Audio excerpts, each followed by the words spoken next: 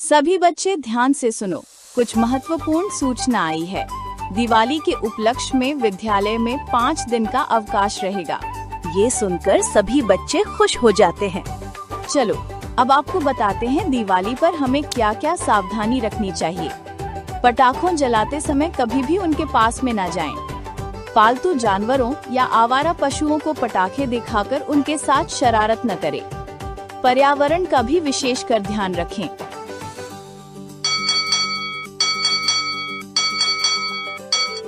अब सभी बच्चे इंटरवल की बेल सुनते ही बाहर मैदान में आ जाते हैं और एक दूसरे से पटाखों के बारे में बात करते हैं। अरे इस बार तुम लोग पटाखे कब लाओगे? मैं तो आज मेरे पापा के साथ पटाखे खरीदने जाऊंगा। हाँ, मैं भी आज बाजार से बड़े वाले पटाखे खरीदूंगा। साथ में फोड़ेंगे, बहुत मजा आएगा। अरे भरत, तुम कब लाओगे पटाखे? हाँ, मैं भी आज पापा को बोलूंगा।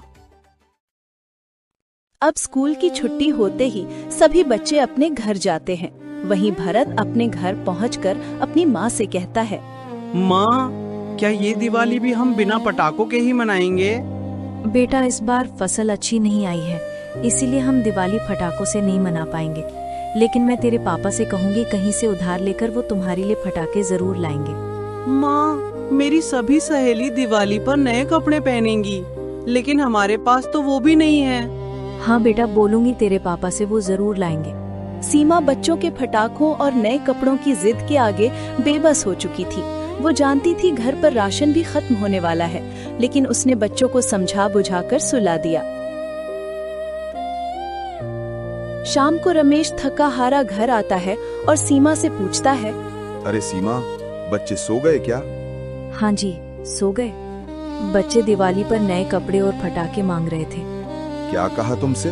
क्या कहती मैं? चलो, मैं कल सुबह लाला के पास जाकर कुछ पैसे उधार मांगता हूँ।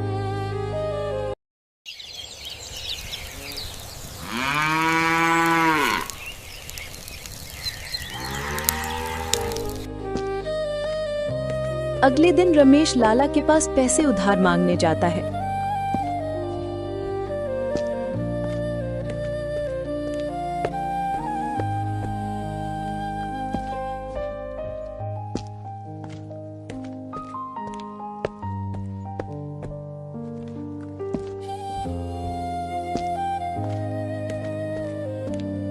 लाला जी नमस्ते। अरे आओ भाई रमेश, आओ। लाला जी, वो इस बार फसल खराब हो गई, तो अभी मुझे पैसों की जरूरत थी। मिल सकते हैं क्या? अरे नहीं भाई रमेश, तुमने पिछले भी रुपए जमा नहीं किए और अब फिर उधार लेने आ गए। नहीं भाई, नहीं, ऐसे नहीं चलेगा। लाला जी, मैं आपके सारे पैसे अगली फसल में पूरे कर दूंगा, इस बार दे दीजिए। नहीं भाई नहीं, मैं नहीं देता। अब रमेश उदास होकर वहां से चल पड़ा और रास्ते में सोचा, क्यों ना मैं मेरे पुराने मित्र साकेत से कुछ मदद लूं। अब वो साकेत के घर जाता है।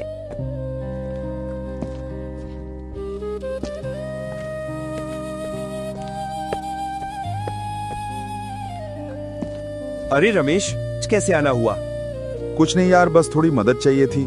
बता भाई, कैसी मदद? भाई, इस बार की फसल पूरी खराब हो गई, घर में खाने को दाना भी नहीं है। इधर बच्चे दिवाली पर पटाखों और कपड़ों की जिद कर रहे हैं। मैं सोच रहा था कुछ पैसे उधार मिल जाते तो मेरी दिवाली सुधर जाती। भाई देख, ये सब सिर्फ आडंबर है और मैं तो दिवाली रोज मनाता हूँ। तू कैसी बातें कर रहा है? हाँ भाई, क्योंकि मैंने सद्भक्ति का रास्ता अपना लिया है और अब मैं नकली नहीं, असली दिवाली मनाता हूँ। और तुझे कुछ और मदद चाहिए तो बता, बाकी मैं तेरी इस काम में मदद नहीं कर सकता। भाई, लगता है तुझे किसी ने बहका दिया है। तू अपने पूर्वजों द्वारा चलाई जा रही परंपरा को छोड़ रहा है। नहीं राकेश, बस हम इसी परंपरा के कारण ही आज पीछे हैं। सच्चाई तो कुछ और ही है। मैं तो कहता हूँ तू भी हमारे गुरुजी के सत्संग में चल और उनका सत्संग सुन, तुझे भी सच्चाई पता चलेगी। साकेत, मेरे पास इतना फालतू का समय नहीं है कि मैं तेरे साथ अब पूर्वजों की परंपरा को छोड़ दूं।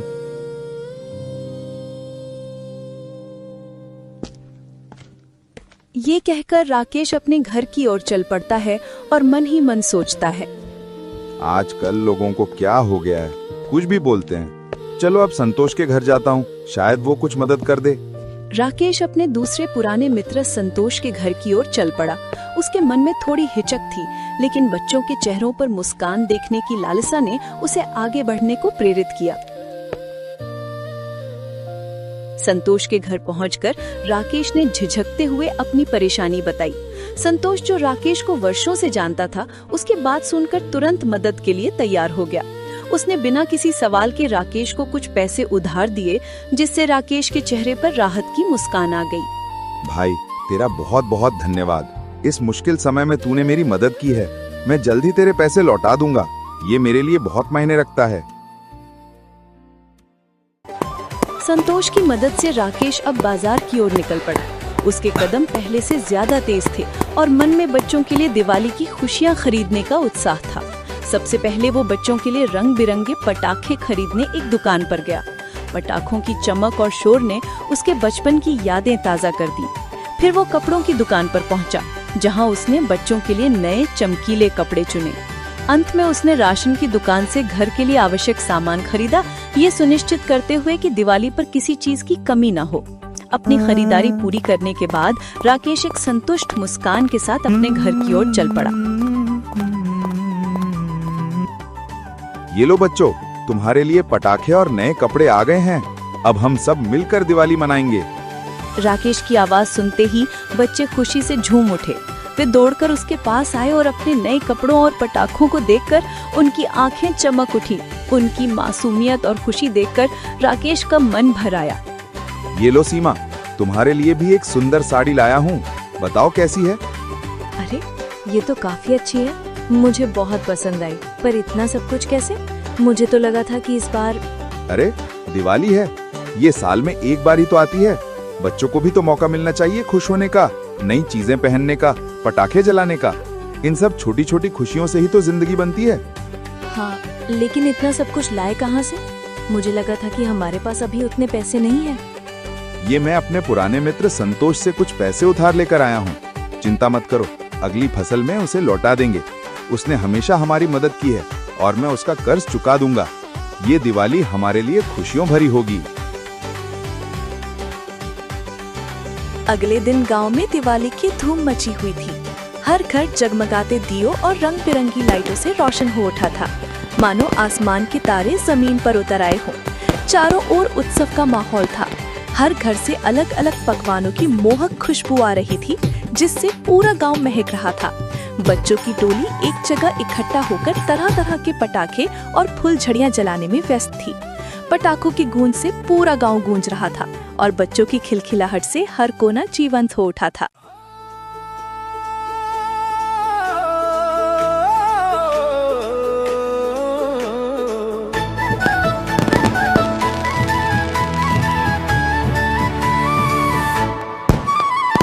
जगमग करती आई दिवाली, जगमग करती आई दिवाली, जगमग करती आई दिवाली, जगमग करती आई दिवाली, जगमग करती आई दिवाली।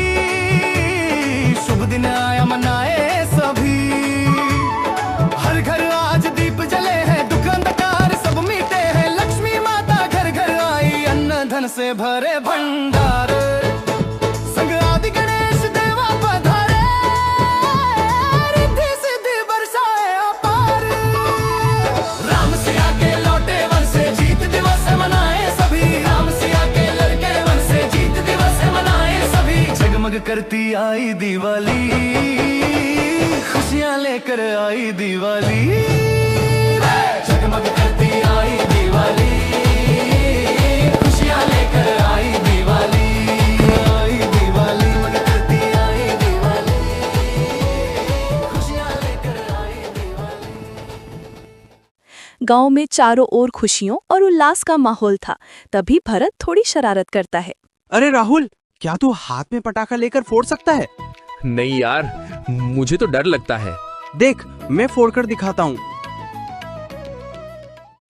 भरत ने जैसे ही हाथ में पटाखा लिया और उसमें आग लगाई, वह तुरंत एक तेज धमाके के साथ फट गया। भरत दर्द से चीख उठा और उसने देखा कि उसका हाथ बुरी तरह झुलस गया है। आसपास खड़े लोग तुरंत उसकी मदद के लिए दौड़े। घर में अफरा तफरी मच गई। उसे बिना किसी देरी के नजदीकी अस्पताल ले जाया गया और भर्ती कराया गया। डॉक्टर ने बताया कि उसे गंभीर चोटें आई हैं और इलाज में समय लगेगा। इस खबर से रमेश के सिर पर चिंता का बोझ और बढ़ गया। दिवाली की खुशियों के बीच ये घटना पूरे परिवार के लिए एक दुखद अनुभव बन गई। हे भगवान, अभी तो दिवाली ठीक से खत्म भी नहीं हुई थी और आपने मेरे साथ ऐसा क्यों किया? मेरा बेटा भरत, उसे ऐसा कैसे हो सकता है? ये कैसी दिवाली है जहाँ खुशियों की जगह गम ने ले ली है? मेरा सब कुछ उजड़ गया है, मैं कैसे संभाल पाऊंगा ये सब? राकेश अपने बेटे भरत की गंभीर बीमारी से जूझ रहा था और दिवाली के दिन ही उसकी हालत बिगड़ गई थी। उसने पारंपरिक पूजा पाठ, दान पुण्य सब कुछ किया था, लेकिन कोई लाभ नहीं हुआ। वह हताश और अकेला महसूस कर रहा था जब अचानक वहीं पर साकेत आ पहुंचा, जो राकेश का बचपन का मित्र है। भाई राकेश, चिंता मत कर। मैंने सुना भरत की तबीयत ठीक नहीं है। ये कुछ पैसे रख और भरत का अच्छे से इलाज करवा। हिम्मत मत हार। साकेत, मैंने तुझे गलत समझा था। तू सच कहता है यार, ये सब मनमाना आचरण है और कुछ नहीं। मैंने अपनी पूरी जिंदगी इन रीति रिवाजों और अंधविश्वासों में बर्बाद कर दी। तू तो हमेशा कहता था कि सद्भक्ति ही सच्चा मार्ग है, लेकिन मैं तेरी बात कभी समझा ही नहीं। मुझे माफ कर दे दोस्त। भाई, कोई बात नहीं। तुझे पहले ना सही, अब तो बात समझ में आ गई। देर आए दुरुस्त आए, और अब देर ना करते हुए तू भी हमारे गुरुजी से दीक्षा ले और अपने मनुष्य जीवन का कल्याण करवा। जरूर भाई, मैं जल्द ही तेरे गुरुजी के सत्संग आऊंगा और उनसे नाम दीक्षा लूंगा। मुझे अब समझ आ गया है कि इन भौतिक सुखों के पीछे भागने से कुछ नहीं मिलता। सच्चा सुख तो केवल सद्भक्ति में ही है। अब राकेश को भी सत भक्ति का रास्ता समझ में आ चुका था और वो भी अब साकेत के साथ सत्संग में जाने को तैयार था। कुछ दिन बाद भरत का स्वास्थ्य ठीक होता है और फिर पूरा परिवार साकेत के साथ गुरुजी के सत्संग में जाता है।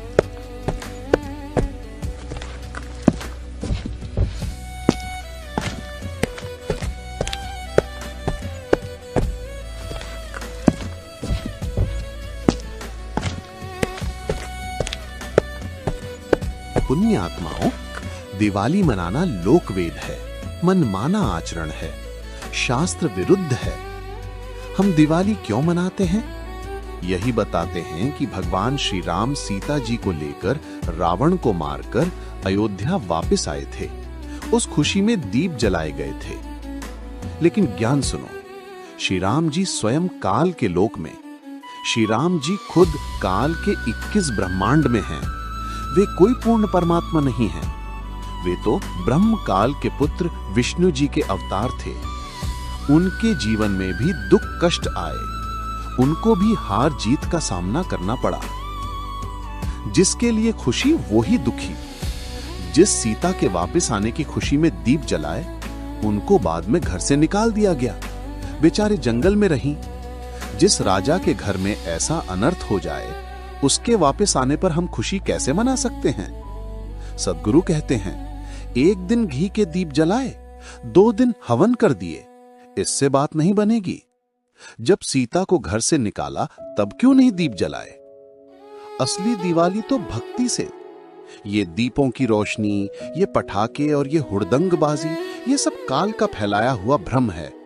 इससे कोई सुख नहीं मिलेगा, बल्कि पटाखों से प्रदूषण होगा, पैसे का अपव्यय होगा और पाप कर्म इकट्ठे होंगे।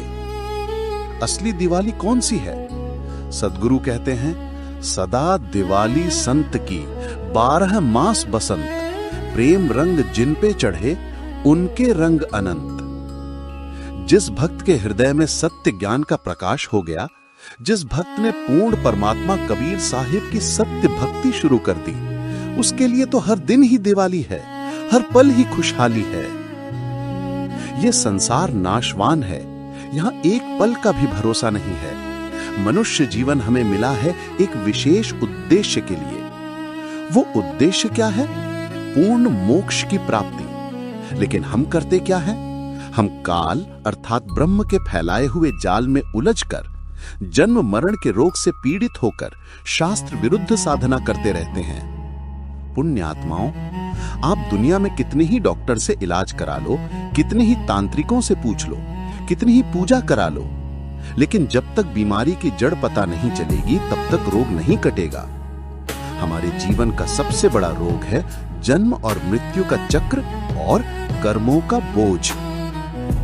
हमारे पवित्र सद्ग्रंथ गीता जी और वेद हमें पुकार पुकार कर कह रहे हैं कि शास्त्र विधि को त्याग कर जो मनमाना आचरण करता है उसे न सुख मिलता है, न सिद्धि और न परम गति।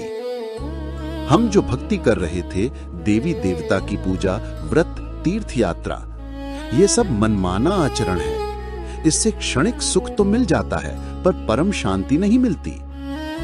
आपके पिछले जन्मों के और इस जन्म के जो पाप कर्म हैं, वो किसी देवी देवता की पूजा से नहीं कटते। काल अर्थात ब्रह्म खुद कहता है कि मैं तो इन जीवों को केवल इनके कर्मों का फल ही देता हूं। लेकिन पूर्ण परमेश्वर की सत्य भक्ति में इतनी शक्ति है कि वो आपके बड़े से बड़े पाप को भी काट देती है। जब ही सतनाम हृदय धर्यो, भयो पाप को नाश, जैसे चिनगी अग्नि की पड़े पुराने घास। सत्य नाम की अग्नि पापों के ढेर को जलाकर राख कर देती है। अब राकेश का परिवार भी सत भक्ति की राह अपना लेता है और कबीर साहिब जी से नाम दीक्षा लेकर अपने इस मानव जीवन का कल्याण करवाते हैं। वर्तमान में पूर्ण परमेश्वर पुनः हरियाणा के राज्य की पवित्र भूमि पर महान तत्वदर्शी संत रामपाल जी महाराज के रूप में विद्यमान है, जो पूरे विश्व के कल्याण के लिए आए हैं। वह सच्ची भक्ति प्रदान कर रहे हैं जिससे सभी मनुष्यों को मुक्ति मिलेगी। इस बार किसी को भी ये सुनहरा मौका नहीं चूकना चाहिए। आप जो देख रहे हैं ये कोई सामान्य कथा नहीं, ये सत्य ज्ञान है जो संत रामपाल जी महाराज के प्रवचनों से लिया गया है। अधिक जानकारी या निशुल्क पुस्तक प्राप्त करने के लिए स्क्रीन पर दिए गए नंबरों पर तुरंत संपर्क